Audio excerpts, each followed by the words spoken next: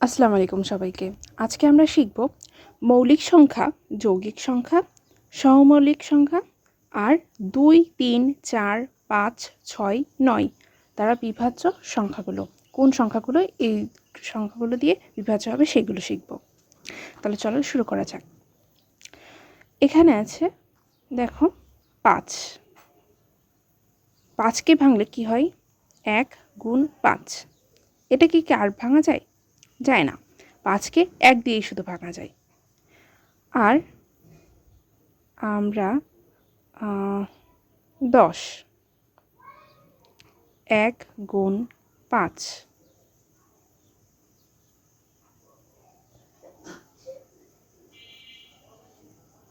গুণ ২ গুণ ১০। খেয়াল করো, এখানে ১০কে ৫কে ১ ছাড়া আর ভাঙা যায় না। ১ ছাড়া আর কোনোটা দিয়ে ভাঙা যায় না। কিন্তু ১০কে ২, ৫, ১ এই ৩টা সংখ্যা দিয়ে ভাঙা যায়, ৩টা অঙ্ক দিয়ে ভাঙা যায়। এই জন্য তাহলে এইখানে ৫টা হলো মৌলিক সংখ্যা, অর্থাৎ যে সকল সংখ্যাকে ১ ছাড়া অন্য কোনো সংখ্যা দিয়ে ভাঙা যায় না। ১ ছাড়া অন্য কোনো সংখ্যা দিয়ে ভাগ করা যায় না বা বিভাজ্য হয় না। অন্য কোনো সংখ্যা দিয়ে বিভাজ্য হয় না, সেটাকে বলা হবে মৌলিক সংখ্যা। সেটাকেই বলা হবে এই যে মৌলিক সংখ্যা।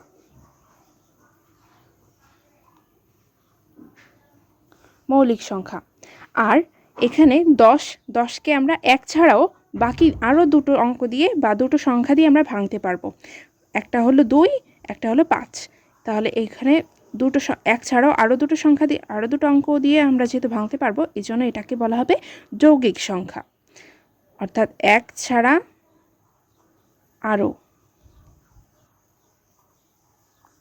আরও মৌলিক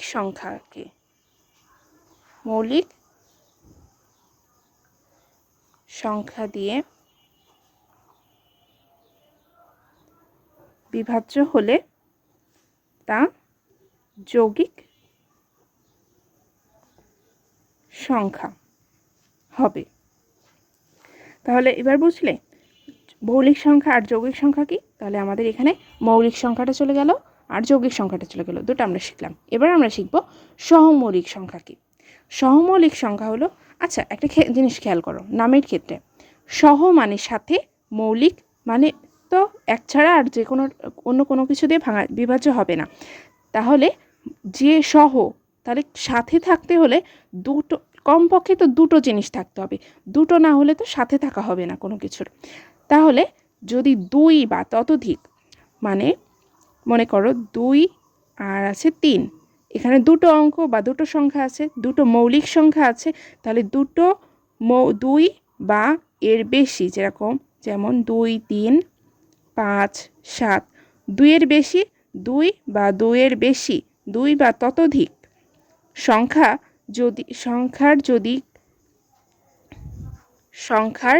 যদি কমন একটা, যদি ১ ছাড়া আর কোনো সংখ্যা দিয়ে যদি ভাঙানো যায়, অর্থাৎ ২ বা ততোধিক মৌলিক সংখ্যা একসাথে যদি হয়, তাহলে একে অপরকে বলা হবে সহমৌলিক সংখ্যা। অর্থাৎ এখানে ২কে ভাঙলে আমরা কি পাই? ২ গুণ ১, ১ ছাড়া আর কোনো কিছু পাই না।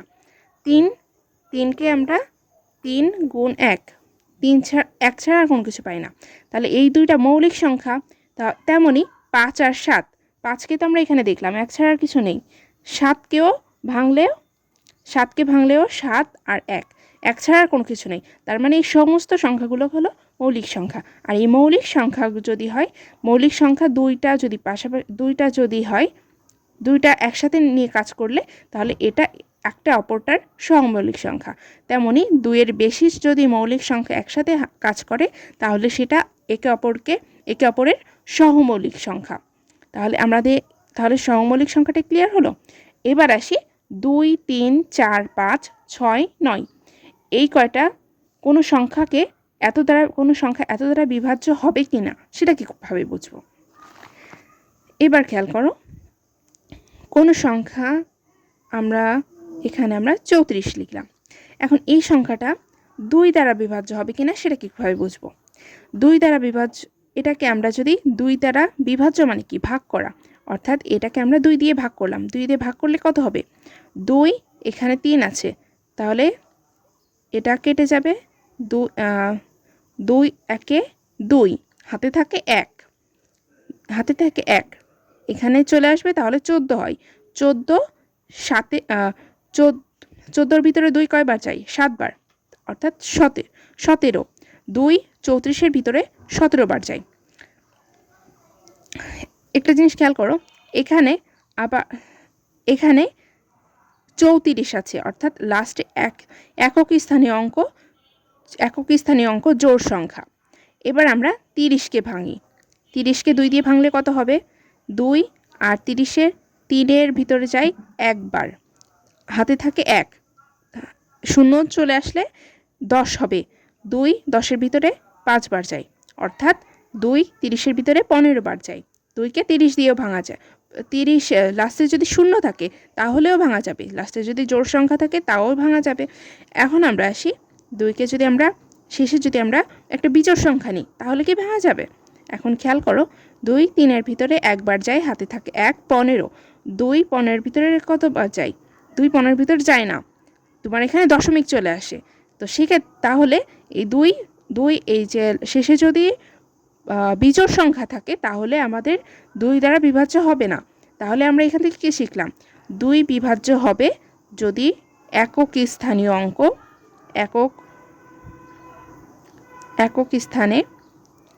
স্থানে শূন্য, এই যে শূন্য অথবা জোড়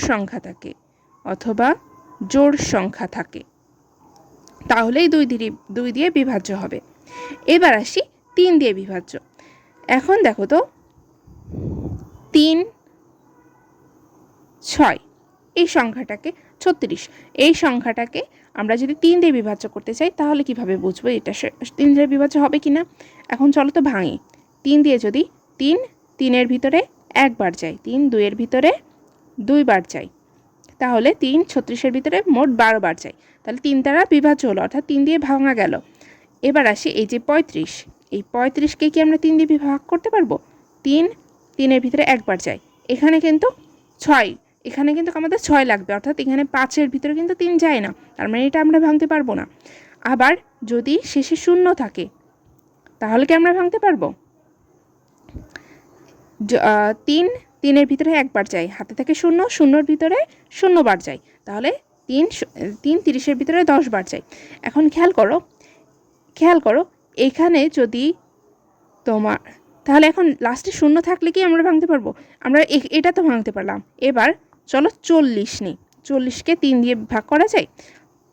4-এর ভিতরে 3, 4-এর ভিতরে 1 বার যায়, হাতে থাকে 1, 10, 10-এর ভিতরে 3 যায় না, অর্থাৎ 40 শেষে যদি 0 থাকে তাহলে আমরা ভাঙতে পারছি না।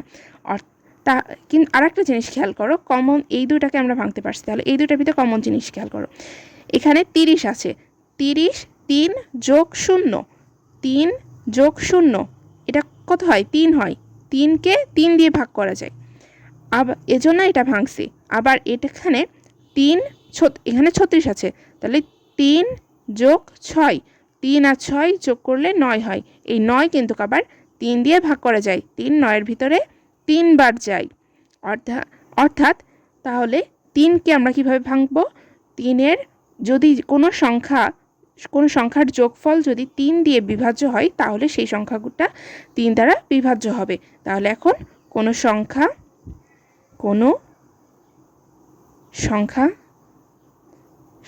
সংখ্যার যোগফল 3 দ্বারা বিভাজ্য হলে সংখ্যাটি 3 দ্বারা বিভাজ্য হবে। এবার বুঝতে পারলে তাহলে এখন আমাদের 2 গেল, 3 গেল। এবার আসি 4। কোনো সংখ্যা 4 দ্বারা বিভাজ্য হবে কিনা কিভাবে বুঝবো? মনে করো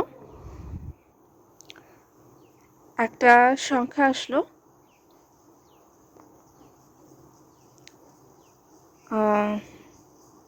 34। 34 4 দিয়ে বিভাজ্য হবে কিনা কিভাবে বুঝবো? 36 3-এর ভিতরে যায় না, তাহলে 36-এর ভিতরে কয়বার যায়? 4 নং 36, 4 9 36, অর্থাৎ 36-এর ভিতরে 4 9 বার যায়। এখানে তাহলে 9 দ্বারা বিভাজ্য হলো। আবার এবার দেখো তো 512, এখানে এটাকে 4 দিয়ে যদি আমরা ভাঙি তাহলে 4 5-এর ভিতরে 1 বার যায়, হাতে থাকে 1, 11। 4 11-এর ভিতরে কয়বার যায়? 4 11-এর ভিতরে 2 বার যায়, 4 দুগুণে 8, 8। হাতে থাকে কত? হাতে থাকে 3, 3 32, আর এখানে 2 আসলে 32। 4 32-এর ভিতরে 8 বার যায়, 4টা 32। তাহলে 4 এই সংখ্যাটাকে 512-কে 128 বার যায়, 128 দ্বারা বিভাজ্য হবে। এখন খেয়াল করো আবার, আচ্ছা আবার একটা দেখো,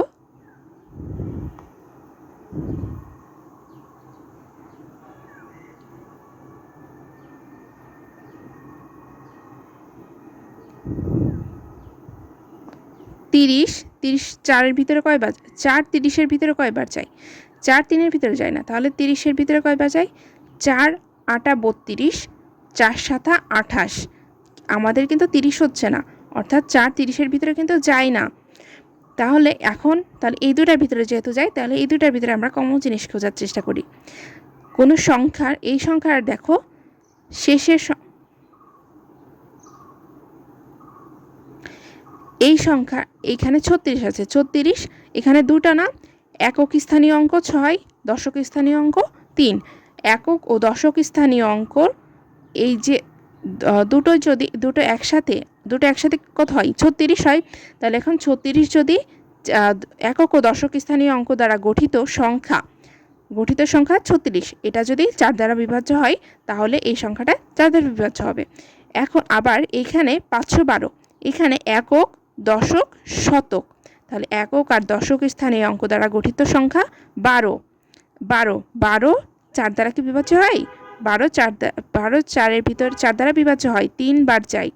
তাহলে 12 4 দ্বারা বিভাজ্য হলে তাহলে 12 এর আগে যদি কোনো সংখ্যা থাকে, মানে কোনো সংখ্যার শেষে একক ও দশক স্থানীয় অঙ্ক দ্বারা গঠিত সংখ্যা যদি 4 দ্বারা বিভাজ্য হয় তাহলে সেই সংখ্যার, তাই পুরো সংখ্যাটা 4 দ্বারা বিভাজ্য হবে।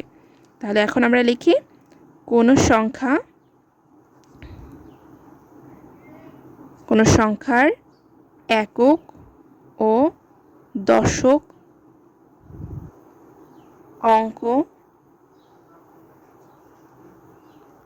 দ্বারা গঠিত সংখ্যা 4 দ্বারা বিভাজ্য হলে সংখ্যাটি 4 দ্বারা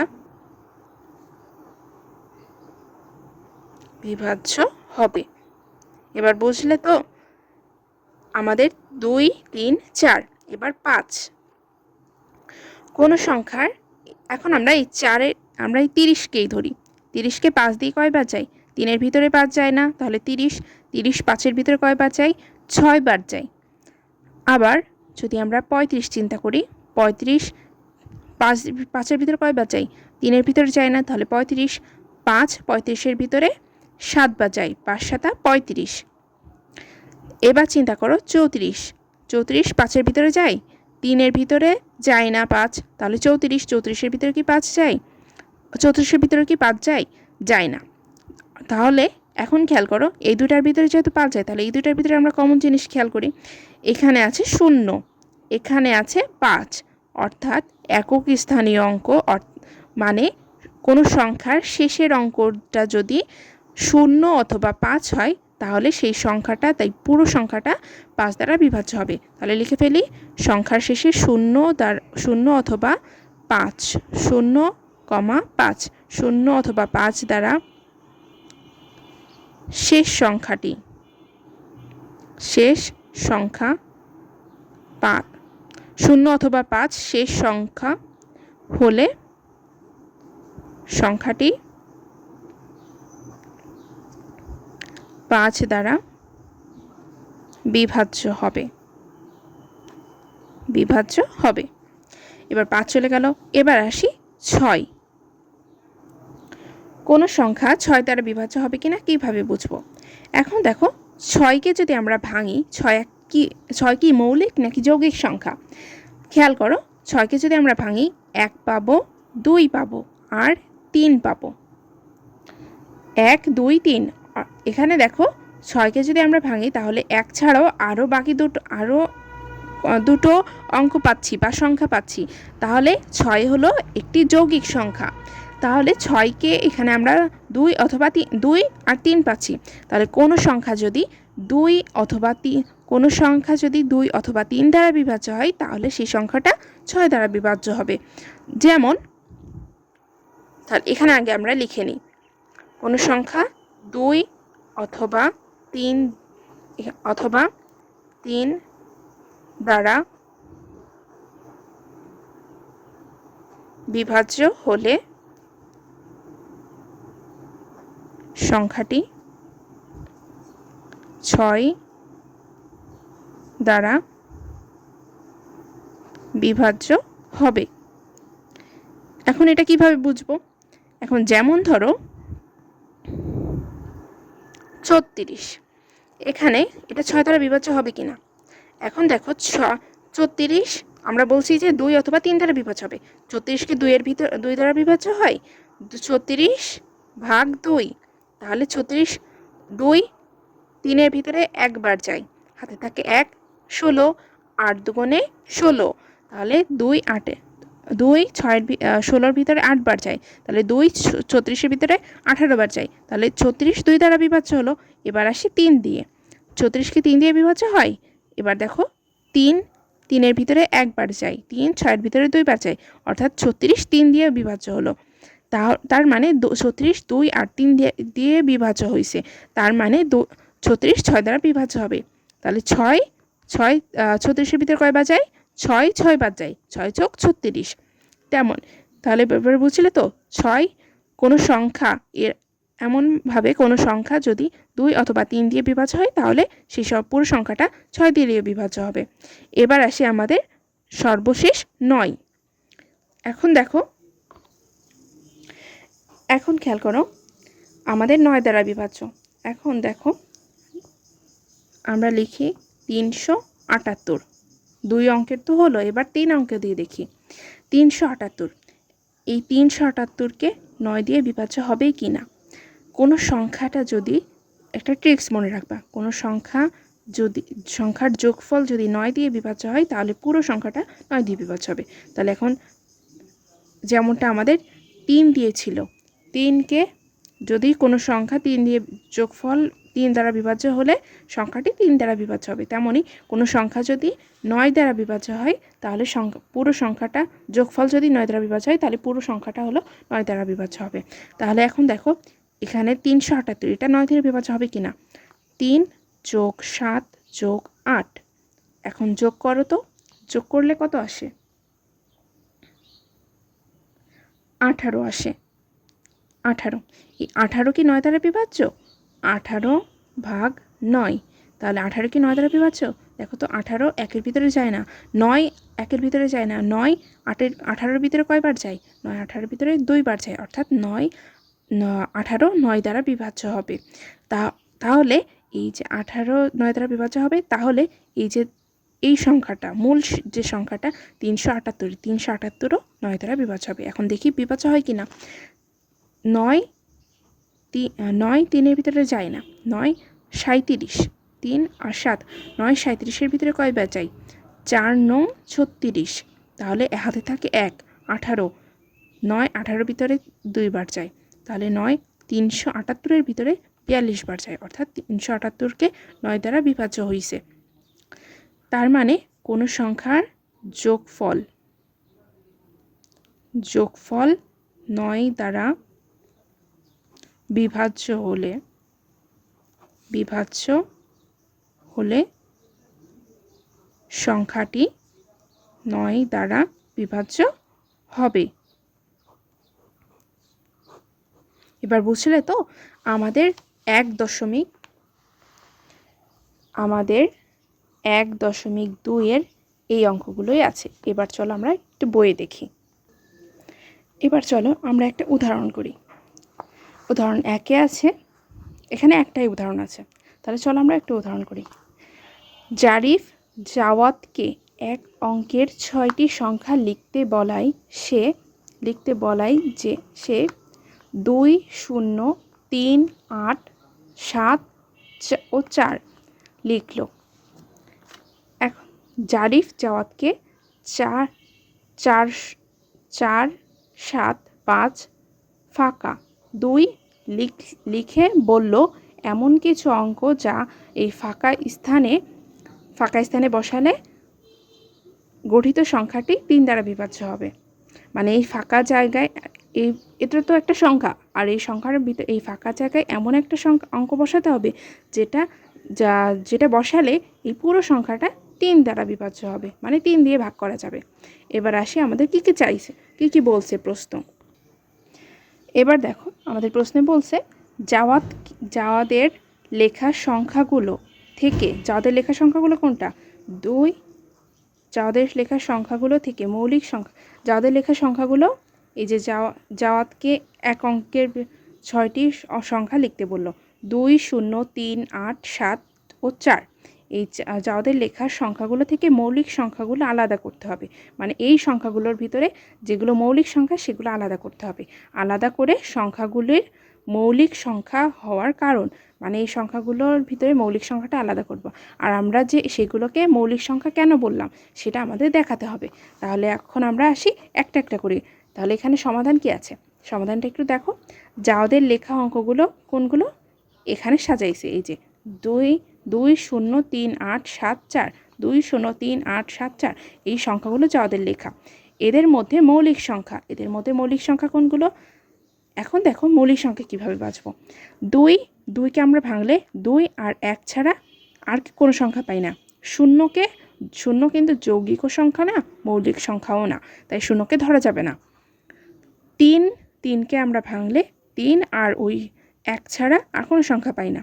8কে ভাঙলে কিন্তু আমরা 4 আর 2 পাই।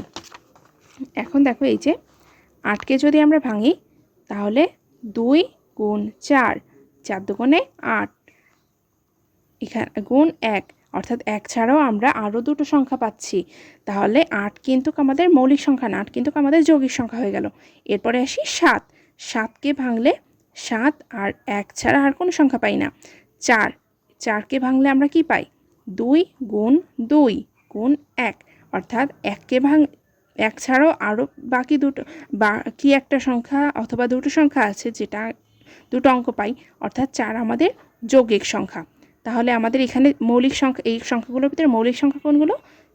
2, 0 নেই, 3, এই যে 3, 8 নেই, 7, 4ও নেই। তার মানে 2, 3, 7, 2, 3, 7 এদের মধ্যে মৌলিক সংখ্যা 2, 3, 7।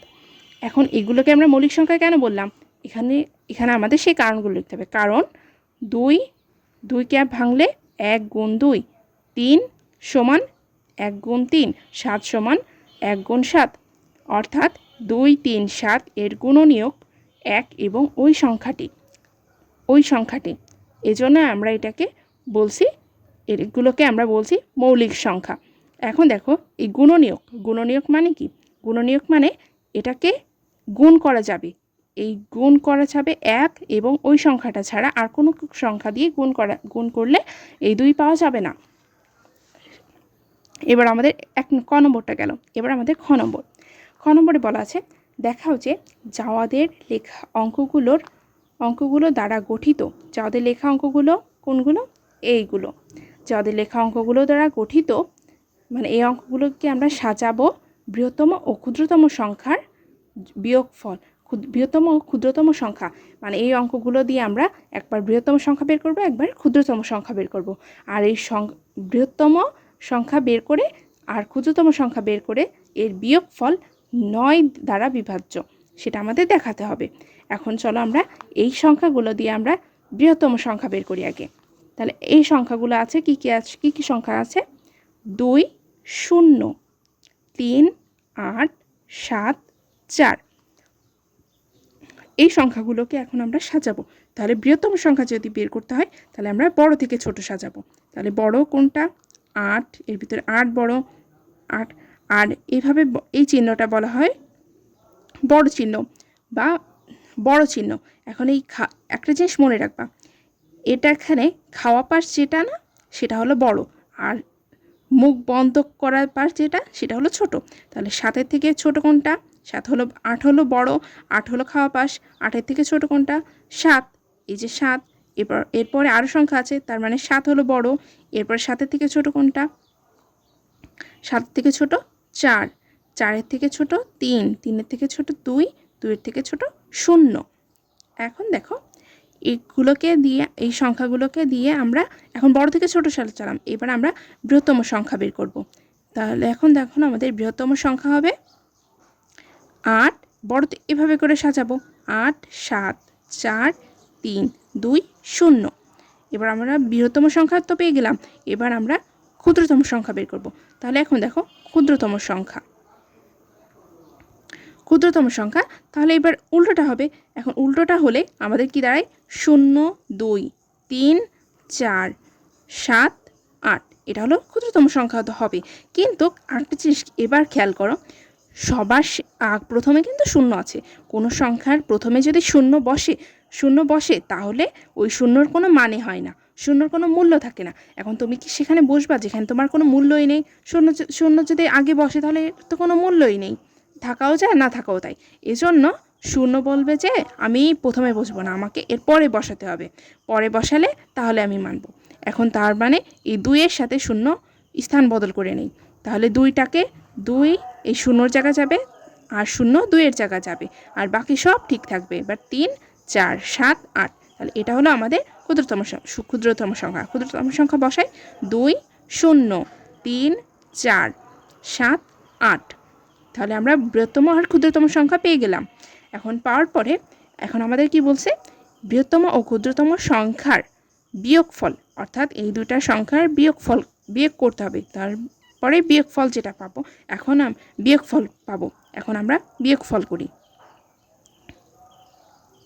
বিয়োগফল সমান, এখন দেখো 8, 7, 4, 3, 2, 0 বিয়োগ 2, 0, 3, 4, 7, 8। এখন এটার বিয়োগফল কত হবে? বিয়োগফল যা হবে সেটা 9 দ্বারা বিভাজ্য। এখন আমরা দেখি, এখানে আমরা শর্টকাটে করি, এখানে আমরা সহজে করতে পারি। এখন বিয়োগফল, এই যে দুটো অঙ্ক, এখানে এখানে ক্ষুদ্রতম, এই যে বৃহত্তম সংখ্যা পাইছি, ক্ষুদ্রতম সংখ্যা পাইছি, গঠিত ক্ষুদ্রতম ও বৃহত্তম সংখ্যার বিয়োগফল, এই দুইটা সংখ্যার বিয়োগফল। এখন বিয়োগফল আমরা এখানে বিয়োগ করছি, বিয়োগ তোমরা নিশ্চয়ই পারো। এখন দেখো লাস্টে যদি 0 থাকে তাহলে এর আগে 1 ধরতে হয়, তাহলে হয়ে যায় 10। 10-এর থেকে 8 বাদ দিলে থাকে 2, হাতে আমরা এখানে 1 ধরছিলাম না, তাহলে হাতে 1, এই 8, 1 নিচে চলে আসবে, তাহলে 7-এর সাথে 1 যোগ করলে 8 হয়। তাহলে 12, 2 আছে উপরে, তাহলে 2 8-এর থেকে ছোট হয়ে যায় না, এজন্য 2-এর আগে 1 ধরতে হবে। তার মানে 12, 12 থেকে 8 বাদ দিলে থাকে 4, এই যে 4 বসালাম, হাতে আমরা 1 ধরছিলাম, তাহলে এখানে 1 নিচে যোগ হয়ে যাবে, 4 যোগ 1 5, 5 আর উপরে আছে 3, তাহলে 3 5 থেকে বড়, তাহলে এখানে 13 হবে, 13 থেকে 5 বাদ দিলে 8 থাকে, হাতে আমরা 1 ধরছিলাম, তাহলে এখানে 1 হয়ে যাবে, 3-এর সাথে 1 যোগ করলে 4 হয়ে যাবে, তাহলে 4 আর উপরে আছে 4, তাহলে দুটোই যেহেতু সমান, তাহলে 4 আর 4 বিয়োগ করা যায়, 4 আর 4 বিয়োগ করলে হবে 0। হাতে কিছু নেই, এবার আসি 7, 7-এর থেকে 0 বাদ দিলে 7ই থাকে। আবার 8, হাতে কিছু নেই, 8, 8-এর থেকে 2 বাদ দিলে 6 থাকে, তাহলে আমাদের এই বিয়োগফলটা পারলে তো। এবার আমাদের এই যে আমরা বিয়োগফল পাইছি, এবার বিয়োগফল 9 দ্বারা বিভাজ্য, 9 দ্বারা বিভাজ্য কিনা সেটা আমাদের এবার যাচাই করতে হবে। এখন এই যে একটা সংখ্যা দিল, এই সংখ্যাটা বিয়োগফল সংখ্যাটি আমরা 9 দ্বারা বিভাজ্য হবে কিভাবে বুঝতে পারছিলাম। আমরা কি শিখছিলাম, আমরা শিখেছিলাম না এখানে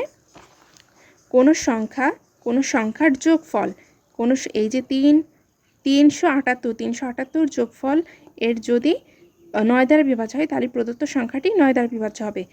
অর্থাৎ এই সংখ্যাটার যোগফল যদি 9 দ্বারা বিভাজ্য হয় তাহলে এই পুরো সংখ্যাটা 9 দ্বারা বিভাজ্য হবে। তাহলে আমরা এই সংখ্যা আমাদের পাইছি আমরা হলো এই সংখ্যাটা এখন যোগফল বের করব। যোগফল আমাদের 27 আসে, 27 যা 9 দ্বারা বিভাজ্য, অর্থাৎ এই পুরো সংখ্যাটা 9 দ্বারা বিভাজ্য হবে। তাহলে আমরা দেখাই দিলাম না যে 9 দ্বারা বিভাজ্য হয়েছে।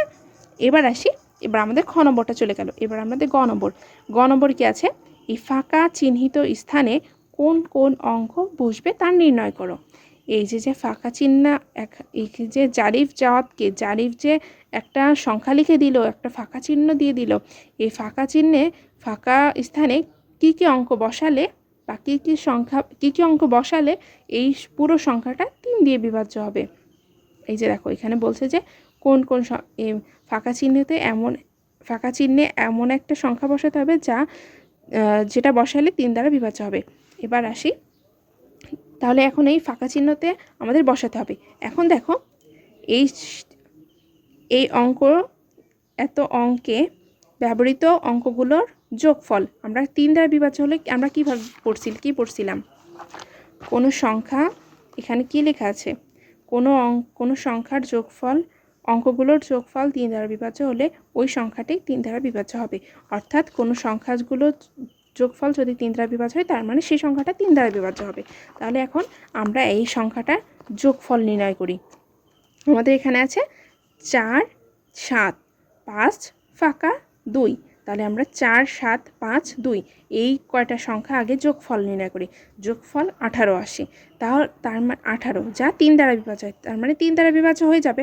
তাহলে এখন 18 যদি হয়ে যায় তাহলে আমাদের এই ফাঁকা জায়গায় যদি আমরা শূন্য বসাই, 18 সাথে যদি শূন্য যোগ করি তাহলে তো আমাদের 3 দ্বারা সেটা বিভাজ্য হয়েই যাবে।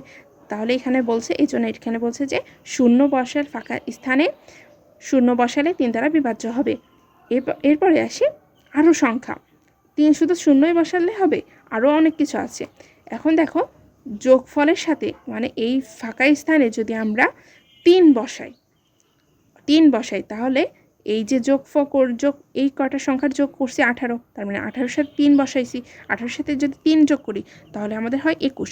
21ও কিন্তু 3 দিয়ে ভাগ করা যায়, 3 সাতা 21, 7 বার যায় 3, 21-এর ভিতরে 3, তার মানে 3 দ্বারা বিভাজ্য হয় 21।